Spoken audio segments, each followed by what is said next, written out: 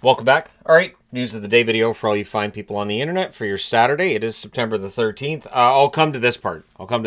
Towards the end of the video, but we'll start at the top. We'll start at the beginning. That's normally how this works. Spencer Knight, goaltender, signs a 3-year extension with the Chicago Blackhawks. The cap hit is nicely specific. $5,833,333 cap hit for Spencer Knight, meaning that he's their starter for this season and beyond.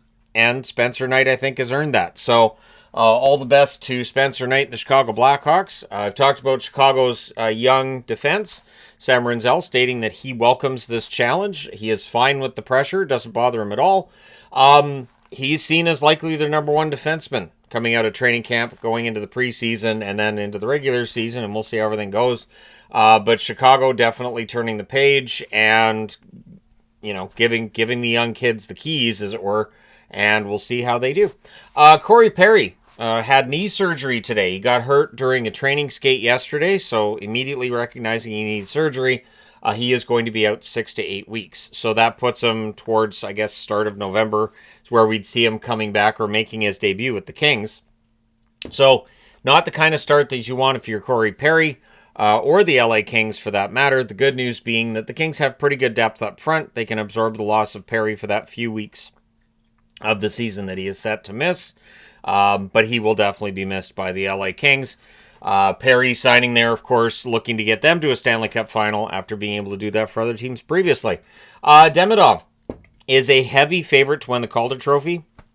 I don't do gambling odds. I don't do betting. I don't do any of that.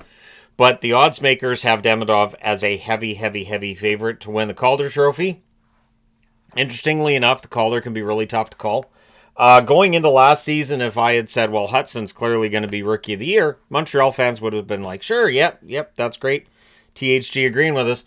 But there would have been plenty of others that, and I'm saying before last season got started, there would have been plenty of others who said, no, it'll be this guy or maybe this guy. So Demidov being the heavy favorite, we'll see how his rookie season gets going. It's a little bit of pressure on him. It's part of the reason why Montreal fans are kind of optimistic going into this season. They were already a playoff team, and now you're going to have a full season of Demidov on top of that. So it should be fun to watch. Speaking of rookies, and of course, down here I've got Rookie Hype Weekend is upon us. The feed that I use to put these boards together is just all rookie stuff right now. Just lots of rookies who are impressing at these rookie camps / rookie games, and you want to balance it out. So there's a lot of hype, but there are some that are going to be pretty darn good coming out of this too. Vancouver, of course, set to play against Seattle. I'm tempted to watch that game today, to be honest. Willander is obviously hoping to push his way onto the roster. Elias Pettersson, or DPD as he's known, also looking to carve out a spot on the roster. If Willander could get onto the Canucks roster, if he could be one of the top 6 defensemen, that really would bolster their depth on the blue line. We'll see whether or not he starts the season in Vancouver or here in Abbotsford. I could see it going either way. The fact that Willander doesn't have to clear waivers might very well be what dictates Alvin's moves after we get through training camp and when they have to start paring down the roster a little bit. But Willander has good numbers coming out of the NCAA, and honestly, I do like his chances on a Vancouver blue line that could use Willander's energy and skill level. So we'll see how that all turns out. Kevin Weeks is reporting, and usually he reports shortly before contracts are signed and things are announced. He's reporting that extension talks between the Toronto Maple Leafs and Anthony Stolarz are proceeding well, and that neither side is leaving any stone unturned, basically trying to do whatever they can to get the deal done. So maybe we get a deal between the Toronto Maple Leafs and Anthony Stolarz before the season gets rolling. I think that would be great for both the goaltender and for the team. Stolarz is an excellent goaltender. I'd love to see him play 55 games this year for Toronto and really solidify his spot as one of the best starters in the game. I say that in all honesty. I've been a Stolarz fan since he was in Anaheim, so this is nothing new from me. But speaking of nothing new, when you're looking at hockey right now, there are 3 names that are everywhere, and it's already starting to drive me kind of crazy. Until McDavid signed a contract, everything just sounds the same. So every article I read, everything I'm seeing about McDavid, just all feels very the same until something changes with negotiations and we get an extension or something else happens. Nothing really to report on at this point. And Quinn Hughes, I get it. He has an expiring contract in 2027. So does Cale Makar. I don't see anybody panicking that the Avs have been out early in the playoffs the last couple of years. How are they going to keep Makar? And while there's certainly some discussion about a Makar extension, it's more along the lines of how much is that going to be worth? The answer is everything. You just take a Brinks truck, you back it up to his house and go, just tell us how much you want, because you're Cale Makar. But Quinn Hughes is in a similar situation where the Canucks would have to back up the Brinks truck to his house. But it's all very much speculation, and just, I think the insecurity of fans comes through in a lot of this. Our star player is going to leave. What are we going to do? Oh my gosh, this is the end of it. Our team's gonna be terrible again. I'm more along the lines of he's under contract in Vancouver till 2027, so that's that. And then all of the Crosby talk, and I thought it was going away this year. I thought it would go away. I thought it would especially go away when he said, "I don't want to play anywhere but Pittsburgh," but nah.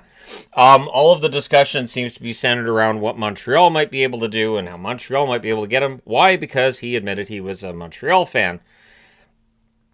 It's odd to me. So, at any rate, that's where the hockey news is at right now.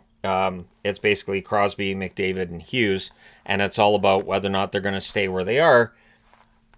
And nothing day-to-day changes, but the way the media reports on it, you would think there's stuff that's going to happen immediately. I don't think we're going to see anything change. Yes, this is a very important season for the Vancouver Canucks to show Quinn Hughes the direction the team's headed in. I would think that if the Colorado Avalanche had a terrible season, that might affect how Cale Makar sees his long-term future there as well. I say this as somebody who doesn't think Makar's going anywhere, but I don't think Hughes is going anywhere either. But that's just me. At any rate, let me know your thoughts in the comments section below as always. Hit like and subscribe in the event you may not have done so already. Thank you guys so much for all your support as always. I get the feeling once we get into the preseason that all of these repetitive headlines and everybody talking about the same thing will go away. Then we're going to get into the conversations about which teams are ready for the regular season and which ones are not. But it can be a tough slog at times where I'm like, this all feels very samey. I thought about putting Kaprizov on the board once because we do see Kaprizov stuff, but it's nowhere near that same level.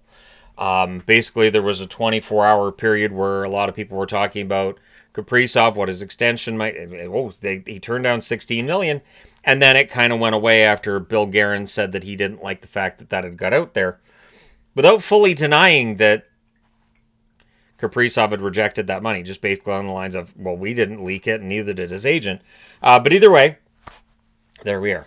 Thank you guys so much for all your support as always. I'm very excited about the preseason starting in less than a week. Being able to watch hockey games and cover them, follow you, find people on the internet, and debuting new magnets that people will complain that they can't see on their phone. So, it's the little things. It's the little things that get me, going every day and keep this train a-rolling. Thank you guys so much for being on board. Hit like and subscribe if you haven't done so already. That being said, I'm done for now. I will talk to you again soon.